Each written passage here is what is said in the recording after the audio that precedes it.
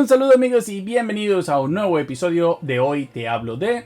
Yo soy Angelo y el día de hoy en este episodio un poco más cercano, un poco más relajado, simplemente quiero tomarme el tiempo de compartir con ustedes algunas reflexiones acerca de lo que ha sido este artículo que ha sacado Jason Schreier acerca de lo que fue el desastroso lanzamiento de Redfall.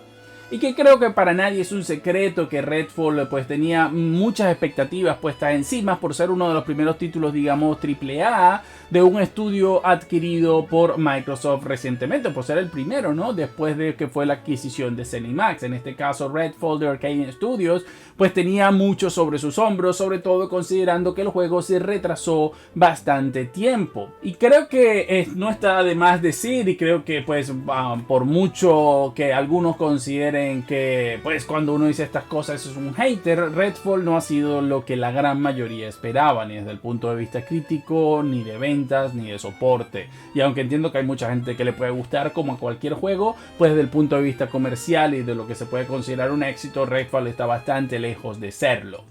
Y entonces pues la verdad es que han salido muchas cosas interesantes que me hacen pensar de que aquí pues yo siempre he dicho que Microsoft tiene un problema de gestión de sus estudios y nada más claro que con este ejemplo. Quiero antes de iniciar mostrarles este libro que se lo he sacado en diferentes oportunidades, que recientemente ha sido traducido además al español, así que si lo puedes comprar, si no hablas inglés pues mejor para que entiendas bastante de lo que va de esto, ¿no?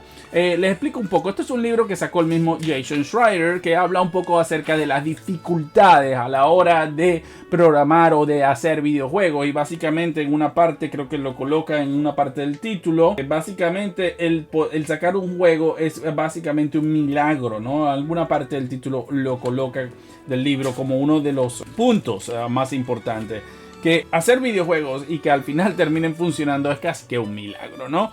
Entonces aquí habla de lo que es el desarrollo de varios títulos. Se lo voy a acercar allí un poco para que puedan verlo. Pueden ver que empezamos por Pillars of Eternity, Uncharted 4, Stardew Valley, Diablo 3, Halo Wars, Dragon Age, Shovel Knight, Destiny, The Witcher 3 y Star Wars 1313. Algunos títulos como Star Wars que ni siquiera nunca llegaron a salir. Y no todos los títulos de lo que se habla aquí pasan por los mismos problemas. Algunos son más financieros, otros es más donde conseguir el dinero y otros son de desarrollo. Pero es interesante el capítulo 5 donde se habla de Halo Wars, porque habla muchísimo de lo que es o era la cultura de Microsoft a la hora de desarrollar juegos. Y está claro que bueno, ahora tenemos a un Phil Spencer con una filosofía diferente, pero creo que todavía pues el Microsoft no ha conseguido dar la clave con lo que es el desarrollo de videojuegos. En lo que se refiere a Redfall, lo digo por una situación muy sencilla. Básicamente ahora lo que es la gente de Arkane y Redfall y ZeniMax y Xbox están metidos en lo que es un control a 3 niveles esencialmente en este caso, ¿no? ¿A qué me refiero con esto? Cuando Microsoft compró el grupo ZeniMax, ¿ok? Entonces el grupo ZeniMax es como, digamos, la empresa que controla los otros estudios que están debajo, en este caso Bethesda, Arkane, etc. Realmente Microsoft no diluyó, destruyó o disolvió lo que fue esa capa intermedia, por así llamarlo. Es decir, Microsoft es como que yo hoy me he comprado, no sé, Burger King, evidentemente. Entonces, en vez de ser yo, o sea, yo soy el dueño de Burger King, pero los que controlaban o los CEO que tomaban las decisiones dentro de Burger King siguen haciendo su trabajo. Entonces, yo como que pues dejo que ellos sigan haciendo lo que saben hacer, ¿ok? Pero evidentemente, si yo compro una empresa, pues puede ser porque me gusta tal cual está, o porque me interesa controlarla un poco más, en el sentido que a lo mejor pues quiero implantar nuevas ideas o tener un mejor control de lo que está ocurriendo allí. Y entonces lo que ocurre con Arkane o lo que ocurrió con Redfall es un poco triste porque parece que van de un extremo a otro y todavía no encuentran ese punto donde se supone que Microsoft necesita tener un control, sobre todo en una industria tan complicada como es la de los videojuegos. Porque lo primero que ocurre es que la gente de Arkane realmente no quería hacer un juego como servicio, que era lo que originalmente se esperaba, ya que el juego anterior que sacaron los de Austin era el Prey, que aunque es un juego que está muy bien recibido por la crítica y hoy es una joya de culto, la verdad es que es un juego que no vendió. Entonces en ese momento evidentemente estoy sobre, bueno, los juegos single player no sirven, etcétera, todo el discurso que ya conocemos. Entonces la gente de ZeniMax, que son los que les dicen a los estudios en lo que pueden o no trabajar, claro, los estudios tienen cierta, por decirlo, independencia, pero si la gente que controla ZeniMax al final del día quiere que hagas esto, pues ellos tendrán que hacer hacer lo que dicen y punto, porque son quienes pagan los sueldos. Entonces al final del día pues le han pedido que hiciera un juego como servicio. Ellos no querían hacer este juego como servicio, por lo que pues digamos que hubo bastantes luchas internas. Más del 70% de la plantilla que formaban a los desarrolladores de Prey se fueron, ¿no? Buscando mejores oportunidades o mejores ofertas creativas, haciendo que evidentemente fuera un desarrollo muy tumultuoso. Cuando la compra de ZeniMax por parte de Microsoft ocurre, según lo que comenta Jason en su análisis, muchos de los desarrolladores, muchos estuvieron bastante contentos porque pensaron que esto iba a suponer, digamos, una especie de cambio de gestión y se les iba a escuchar o algo, pero realmente Phil Spencer o la gente de Microsoft, no sé quiénes toman este tipo de decisiones, básicamente lo único que dijeron fue dejar al estudio que siguiera, pues digamos, con la libertad creativa, lo cual puede ser muy bueno cuando se deja esa al estudio, pero recordemos que a quien se dejó la libertad de acción no fue a Arkane Studios como tal, sino a ZeniMax. Es decir, que ZeniMax iba a seguir llevando las riendas de los estudios internos, Bethesda, Arkane y los otros estudios a los que pues tiene el control ZeniMax. Entonces, ¿qué ocurre? Que evidentemente no hubo ningún tipo de cambio real para los que estaban trabajando en Arkane. Y la única, digamos, orden que se dio de parte de Xbox fue que se cancelase la versión de PlayStation 5. Con lo cual yo siempre he dicho que no tengo ningún problema, porque para algo Microsoft compra el estudio y si ellos quieren cancelar, pues cancelan, para eso están, ¿no? Lo que yo he criticado es un poco el discurso. O sea, yo preferiría que dijeran, bueno, mira, no vamos a seguir sacando juegos en PlayStation 5 y estamos en nuestro derecho porque para eso compramos esta empresa y yo eso lo respeto. Pero cuando entonces me salen con el discurso un poco doble moral de que queremos que jueguen la mayor cantidad de sistemas posible, en todos somos multiplurales, somos buenistas, etcétera, y luego pues lo cancela, eso me parece que es un poco ir contra realmente lo que es el discurso, ¿no? Entonces pues yo la verdad preferiría que fueran un poco más directos y honestos en ese aspecto, pero eso es otra discusión. Entonces lo que ocurre acá evidentemente es que Microsoft deja por completo el control a ZeniMax de lo que está ocurriendo dentro de su estudio, porque tú dirías, bueno, pero es que ZeniMax lo ha venido haciendo bien, pero desde mi punto de vista, como persona que le ha tocado trabajar en diferentes empresas, no de videojuegos, cuando tú asumes una posición, ¿ok? Me ha tocado asumir posiciones como manager de IT, me ha tocado el control de otras personas, me ha tocado pues manejar a otras personas, etc. Lo primero que tú tienes que hacer es escuchar a la gente que está allí. Cuando tú llegas nuevo, ¿ok? Lo que tú necesitas entender es dónde estamos, dónde estaban y a dónde queremos ir. Entonces, por mucho que yo entre a una empresa y diga, bueno, ya esto está aquí, esto es lo que está y a mí no me interesa más nada, eso no sirve, eso no funciona porque primero vas a obtener una serie de problemas que a lo mejor no van con tu filosofía de trabajo, ¿ok?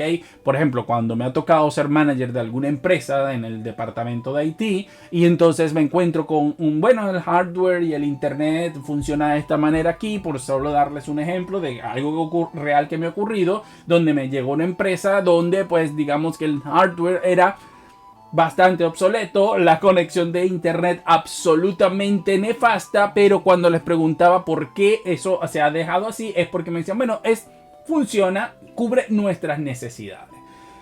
Pero como manager de IT te das cuenta, sí, puede cubrir tus necesidades ahora, pero el problema es que te estás limitando, el problema es que esto puede fallar, el problema es que a futuro la dependencia de internet va a ser más y estos cambios hay que hacerlos desde ahora. Yo no puedo simplemente aceptar lo que tú me estás proponiendo y esto es los cambios que yo tengo que hacer para yo sentirme a gusto con el servicio, digamos, como manager que te estoy dando, ¿no? Porque en el sentido de que yo no puedo después llegar y después de 2 años decir, bueno, pero es que eso lo dejó el manager anterior. O sea, tú dices, bueno, pero ya va, espérate un segundo.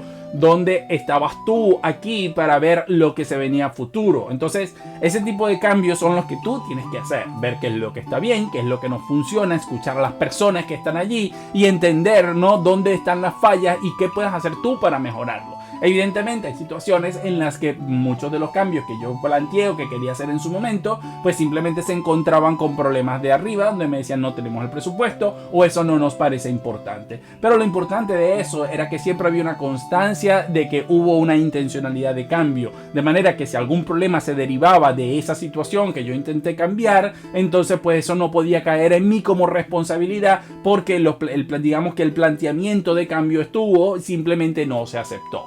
¿Entienden a dónde voy? Entonces yo con eso de alguna forma, digamos, me cubría las espaldas, porque si yo te comento a ti de que hay un servidor que está por fallar y tú me dices, bueno, que la verdad es que no crees que vaya a fallar o que no quieres invertir en eso, pues está muy bien. Yo al final del día no puedo obligar a la empresa a hacer lo que yo quiero. Yo tengo dos opciones, que es la de retirarme de la empresa porque considero que no están escuchándome, o simplemente dejar constancia de que el día que eso falle, de que eso está allí y que si falla, pues es problema de quien ha tomado ese tipo de decisiones y que luego tiene que acarrear las consecuencias de eso. Lamentablemente, cuando esas consecuencias ocurren, el que tiene que correr soy yo, pero al menos sé que no voy a tener ningún problema de despido o de que luego me puedan decir, no, a la hora de buscar otro trabajo, de que yo fui ineficiente en mi trabajo. Entonces, esto es importante. ¿Por qué? Porque Microsoft, al llegar a comprar ZeniMax, parece que la compra y no le importa absolutamente nada más. Simplemente pues cancelen la versión de PlayStation 5 y siguen con lo suyo. Y aquí es donde está un error. Ahí es donde yo hablo que hay un problema de gestión de sus propios estudios, donde no es Microsoft quien la gestiona, sino que les está dando el poder a un punto intermediario, que es a otro tipo de empresa. Y creo que el valor más importante que tienen los estudios son justamente eso, los estudios. Con los estudios me refiero a Xbox. En este caso, su valor más importante no es ZeniMax, el valor más importante es Arcane, el valor más importante es Bethesda. ZeniMax es un punto intermedio que realmente es un control burocrático, es un control de recursos donde no puedes simplemente obviar a quien está abajo y comunicarte únicamente con ZeniMax. Tú tienes que escuchar cuál es la situación de tu estudio, porque ellos son los que al final del día realmente están haciendo el producto y es a ellos a quien tienes que realmente controlar. Está muy bien que les den la libertad creativa que le quieres dar, ¿no? En el sentido de que hay que dejarlo, pero no es la libertad creativa ZeniMax, es la libertad creativa Arcane Studios. Y esto es donde yo veo que hay un problema serio, y repito, a la hora de gestionar los estudios de Microsoft. Porque muchos dicen, bueno, ¿y qué se podía hacer? Me escribieron en Twitter, ¿no? ¿Y qué podían hacer? Porque hubiera sido peor no sacar el juego o tener otra cancelación. Y honestamente no. Lo que ha hecho Redfall por la reputación de Xbox es mucho peor que de haberse cancelado. Lo veo así, o sea, sacar un juego en el que se tenían tantas expectativas y que al final fuera lo que terminó siendo, pues obviamente para mí ha generado un problema mucho mayor del que hubiera generado el cancelar el juego, por ejemplo. Yo creo que incluso retrasarlo indefinidamente hubiera hecho menos daño que sacar un juego que no estaba a la altura de lo esperado. Y evidentemente ahora hay extrema presión sobre la situación de Starfield. Es un juego que se va a juzgar mucho más duramente que otros juegos, simplemente porque todo lo que es la reputación y peso de Microsoft está cayendo allí. Y eso no va a ser un juego que se va únicamente a evaluar desde el punto de vista jugable, va a ser también evaluado desde el punto de vista técnico, porque si el juego no rinde como lo debería rendir en la consola más potente del mundo, esto también va a llevar a que mucha gente pues lo ataque y la critique. Ya sabemos que hay muchos ataques injustificados, etcétera, que siempre va a haber por la pelea entre fanboys de un lado y otro, pero también hay una guerra, digamos, o un ataque justificado cuando tu peso pesado, el juego en el que tú dependes, es como que sacáramos un juego como The Last of Us de PlayStation, ¿verdad? Que si hubiera sido otro juego no hubiera tenido tanto, digamos, fuerza como ha tenido, que su lanzamiento haya sido tan desastroso en PC. O sea, es uno de tus juegos más importantes, no puede salir así. Y esto pues le ha costado mucho a PlayStation en cuanto a reputación, en cuanto a su support. Y ahora que se anuncia pues que Nix se está llevando Ratchet & Clank, fíjense que todo el mundo, Nix sí, Nix es buena porque tiene una buena reputación, ¿no? Entonces todo el mundo tiene pues mucha esperanza de que el Ratchet & Clank va a salir muy bien en PC porque lo está haciendo Nixes, ¿ok? Y esto es importante, ese tipo de, digamos, reputación que tú vas haciendo. Entonces el problema es que Microsoft ahora mismo está en una situación bastante complicada donde se juega muchísimo con el lanzamiento de Starfield.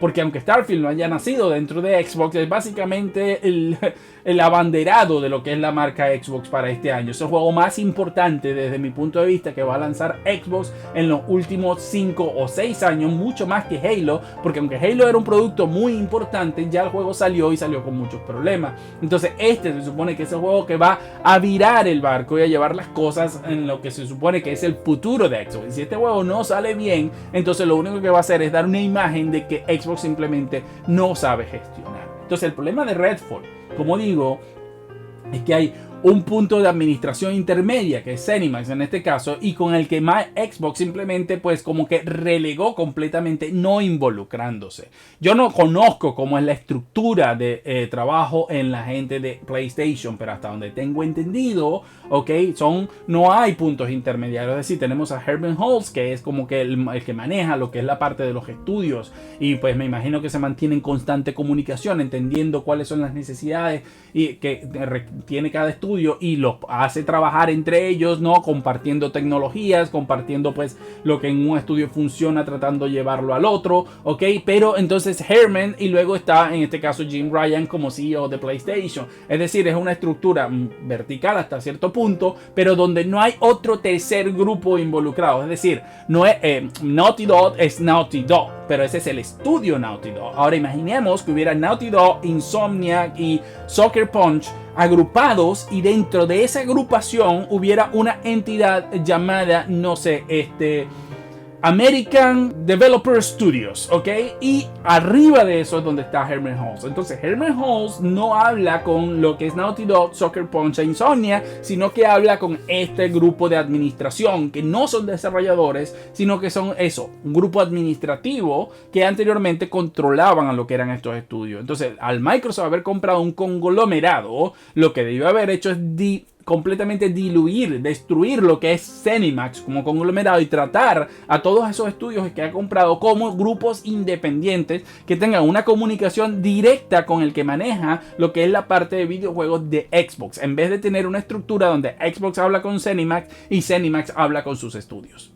Al menos eso es la apariencia o lo que yo pienso de toda esta situación. No quiero hacer esto más largo porque, bueno, creo que está bastante claro dónde veo yo que están los problemas de gestión del estudio. Y esto también un poco refleja, por ejemplo, estudios como Playground, que están en directa comunicación con Microsoft, Double Fine. Es decir, no hay un grupo sobre este. Entonces, pues creo que ellos tienen una comunicación más directa. Espero que no sea que les dicen hagan lo que les dé la gana y no hay una supervisión. Me imagino que esto no ocurre así.